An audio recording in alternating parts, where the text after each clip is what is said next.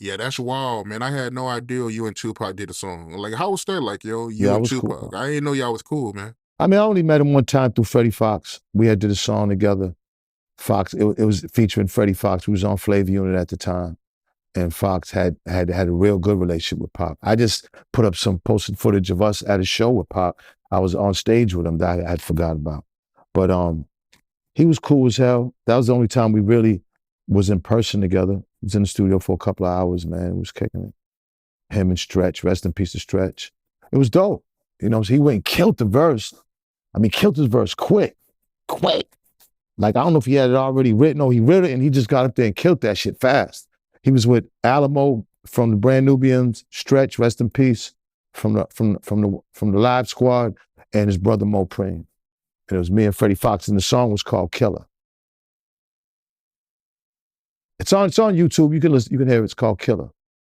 Right, right. Yeah, yeah. I know Tupac and Stretch was cool at one point, but they started beefing and shit after the quad thing. I mean, that whole shit was fucked up. That was a fucked up situation. The thing, look, I can't speak on individual things, but I wasn't there. But I can say is this, and me knowing it, like I was a wild boy coming up with the RSO, but we was deep. So wherever we went, when we was always deep. It was like a little army. And you had to kind of, if you're going around the country, you had to travel like that. I thought that was the best way. Pac would just go around places just causing a bunch of shit by himself. You know what I'm saying? Pac would just feel that comfortable to be doing a bunch of shit with a bunch of niggas that he really didn't know. See, a lot of times you go through this hip hop journey, you don't know these niggas. You're just meeting a lot of these niggas, whether it be on the road, on the street, and you might have heard of niggas from the street, but you really don't know these niggas that you're interacting with. And if you're interacting them, Pac was like damn near alone at quad, like, you know what I'm saying? Moving around, he wasn't moving, you know what I'm saying? Like when you moving in certain areas around certain niggas, you gotta have people with you, or you better make sure you have two of them things on you. Now we know Pac wasn't no bitch because he shot 2 police officers down here, so we know that, but eventually, and I notice if you're moving like that, eventually it's gonna come up, it's gonna catch up. If you're moving with chaos surrounding you at all times, as great as Pac was, as great as a revolution through his blood, like, I mean, he's one of my greatest. I got goosebumps talking about him. There'll never be another Tupac, ever. But that wild shit on a daily basis out here, that shit's gonna catch up to you. And he just was the wildest, and it just happened, and it was just around too many wild niggas that wasn't rappers. He got a group of wild niggas with him rapping, but he's interacting with wild, and I'm talking street niggas, security niggas, this nigga, that nigga.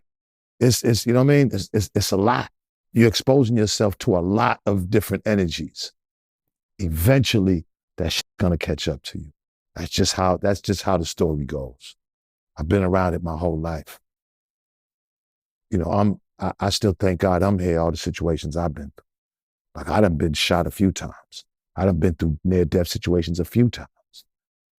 That an inch here or a foot here or a place here or just left here. But I'm also cognizant, I'm also thoughtful, and I'm trying to be 2 steps ahead of any type of shit. So I can give it before I receive it. I've always rather be,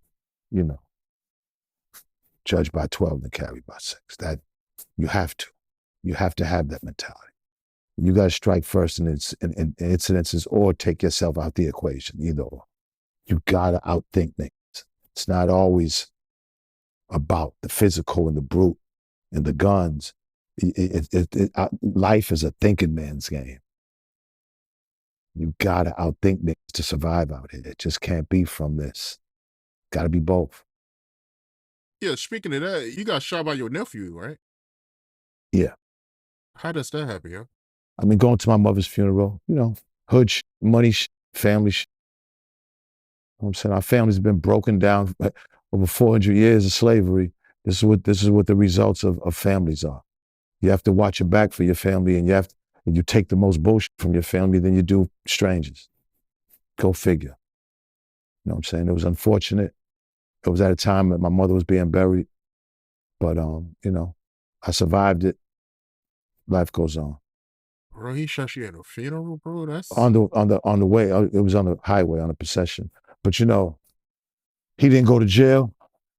I didn't tell the, you know, I didn't snitch on him. He didn't go to jail. And, you know, the rest is history.